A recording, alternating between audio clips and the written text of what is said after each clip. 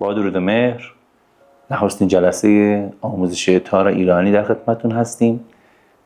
گرفتن ساز، شیوه نشستن و طرز گرفتن مضراب که از نکات بسیار اساسی است که خیلی از نوازنده ها در همون جلسات اول باهاش درگیر هستن و خیلی از اکثر نوازنده هایی که حتی مدت ها ساز میزنن اکل نوازندگیشون ایراد داره و این آسیب میزنه به جسم ستون فقراتشون، مچ دستشون آسیب میبینه، دست راستشون، چپشون، بعد گردنشون آسیب میبینه به خاطر بد نشستن ها.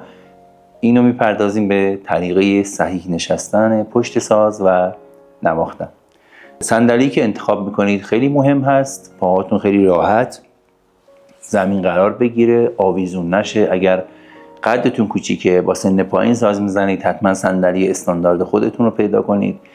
بعد اگر قدتون بلنده، پاهاتون جمع میشه به طرف بالا، باز هم صندلی استاندارد قد خودتون رو حتما پیدا کنید، طوری که یک زاویه 90 درجه روی پاهاتون با زمین داشته باشید. بعد بدنتون نسبت به پاهاتون هم کاملا 90 درجه باشه، طوری که قودی کمرتون پشت پر نشه و حالت در واقع خمیده ننشسته باشید، که خب اون خودش هم صحیح نشستن خودش یه انرژی خیلی خوبی میده برای نواختن. برای همینه که پیانیست ها اگر دقت بفرمایید صندلیاشون پشتی نداره و کاملا یک حالت چهارپایه هست که پشتی نداره برای تکیه دادن. این استانداردترین حالت صندلی هست. شما هم اگر از صندلی پشتی دار استفاده میکنید سعی کنید توی تمریناتتون تکیه ندید که این خودش اکل و سیستم نوازندگیتون رو به هم میریزه. پس به این حالت که 90 درجه هستیم میشینیم، انگار یک عکس کاملا پرسنلی داریم میگیریم برای پاسپورت، شناسنامه، شونه ها نیفته، کاملا در واقع صاف، قفسه سینه جلو و ساز رو دست میگیریم.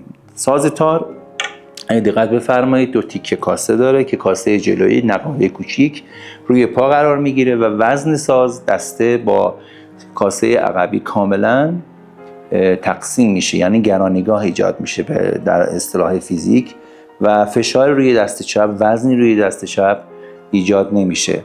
همین رو اضافه میکنیم به بدنمون، میاد روی پا. البته عذرخواهی میکنم من فراموش کردم، این زیرپایی برای نواختن تار، پاتون، پای راستتون که تار در واقع روی پاتون قرار میگیره نسبت به پای چپتون یه 10-15 سانتی متری بالاتر باشه که تسلط نوازندگیتون خیلی کمک میکنه به تسلط نوازندگیتون. به این حالت پس ساز کاسه جلوی روی پا میچسبه به بدن، زاویه دسته با بدن هم کاملا 45 درجه هست. روبرومون و زاویه نیمرخمون 45 درجهش دسته سازه، یعنی این به این حالت قرار بگیره این دستتون آسیب میبینه، این به این حالت قرار بگیره باز نوازندگیتون دچار مشکل میشه. این کاملا 45 درجه.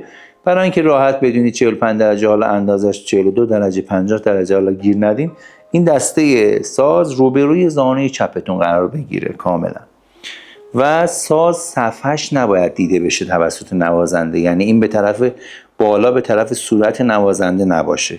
این کاملا 90 درجه یا عمود به زمین هست و ما از بالا که نگاه میکنیم به ما نوازنده فقط این قسمت تقریبا کاملا در واقع 90 درجه نیمرخ ساز رو میبینیم از بالا. و دست راست که وظیفه نواختن مضراب و در واقع تولید صدای خوب و مطلوب هست از تار رو بر عهده داره، از این قسمت سیمگیر وارد ساز میشه. دست راست میاد روی خرک قرار میگیره، ولی قسمت‌های برآمدگی‌های پایینی این دوتا دیگه بالا رو پوشش نده چون اینجا زاویه اشتباهه. از پایین قرار میگیره به این حالت، از پایین قرار میگیره به این حالت و به ساز اضافه میشه. خب گرفتن مضراب با دست راست، دست کاملا صاف داشته باشید، یه مشت نیمه باز، خیلی راحت. ببینید یا دستتون رو به حالت عادی طوری ببندید که این بندها حرکت به طرف داخل یا بیرون نداشته باشه. وقتی دست صافه، این بند اول که در انگشت هست یا از انتها بگیم بندهای آخر، اینجا کاملا صاف بمونه، از بند دوم سوم شکسته بشه. به این حالت پشت دست کاملا مثل تخته باید صاف باشه. این خیلی مهمه، چون این حالتها درسته، این حالا توضیح خواهم داد، این انگشت‌ها در گرفتن مضراب هیچ نقشی ندارن و میتونن اصلا باز باشن روی صدای ساز، ولی این زیبایی رو در نظر بیننده از بین خواهد برد. این بهتره کاملا پشت دست مثل تخت صاف باشه، کاملا داخل دستمون هم اگر دقت بفرمایید کاملا ناخن‌ها کنار هم چیده شده به زیبایی و مضراب میاد. این انگشت اشاره که داریم فقط بند آخرش، این بند آخر یک کوچولو باز میشه برای قرار گرفتن مضراب داخل دست. فقط این حالت رو ما داریم، یعنی انگشت‌های دیگه تغییری نمی‌کنن به این حالت.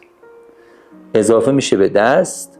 پس کف دستمون اگه دقت بفرمایید ناخن‌ها یک کوچولو اندازه خیلی کوچیک جا باز میکنه بند آخر انگشت اشاره، مضراب میاد میشینه روی ناخن انگشت وسط اینجا و انگشت اشاره هم با زیر ناخنش، با انگشت شست هم زیر ناخنش، یعنی نقطه های مشترک که توی انگشتامون هست 3 تا ناخن رو داشته باشید، یعنی مضراب با اینجا گرفته نشه. خیلی از هنرجوها رو من میبینم که با اینجا میگیرن، خب صدای ساز خشن میشه، میفته بند وسط. حتما بند آخر و انتهای بند آخر که میشه بالای ناخن، انتهای بند آخر که میشه زیر ناخن انگشت اشاره، انگشت شست هم انتهاش زیر ناخن. این خیلی در واقع مشکلی هست که من تو بعضی از هنرجوها میبینم، این باید کاملا شکسته باشه و به این حالت در واقع برآمده نشه، چون که انقباض میده، مضراب رو کاملا سفت میکنه. این کاملا باید قوس خودش رو به طرف پایین حفظ کنه و این مضراب به این حالت کاملا صاف نشستیم. توی توضیحات عرض کردم خدمتتون. دست از این قسمت میاد برای اینکه کاملا بتونید نشونه گذاری کنید اوایل قبل از عادتتون. این دست ما قسمت انتهاییش که نرمه دست انگشت شست هست، این قسمت انتهاییش گهگاهی خیلی نرم، حتی حالت قلقلک بده به دستتون، یعنی خیلی نرم میخوره به خرک. گهگاهی اونم اجازه ندارین فشار روی خرک، یعنی این صدا رو در نیارید. این باید کاملا آزاد و رها باشه، دستتون هم به هیچ عنوان هیچ انقباضی نداشته باشه. من چند مضرابی روی سیم اول میزنم، حالتش رو دقت بفرمایید. میدان مضرابتون رو به هیچ عنوان بلند نگیرید، یعنی زیاد نگیرید به این حالت که در نشانه گذاری ها در انتخاب سیماتون به مشکل برمیخوره برای نواختن مضراب.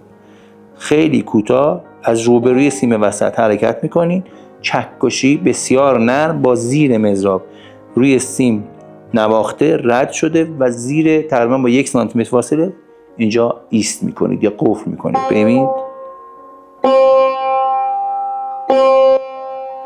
صدای سفت غلط،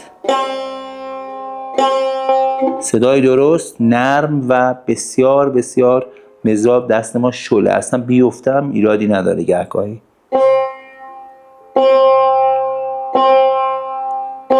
روی سیم دوم هم وقتی میخوایم روی سیم دوم بنوازیم سول، این بعد از نواختن میشینه رو سیم اول، رد بشه صدای سیم اول هم در میاد. این اشتباهه. درست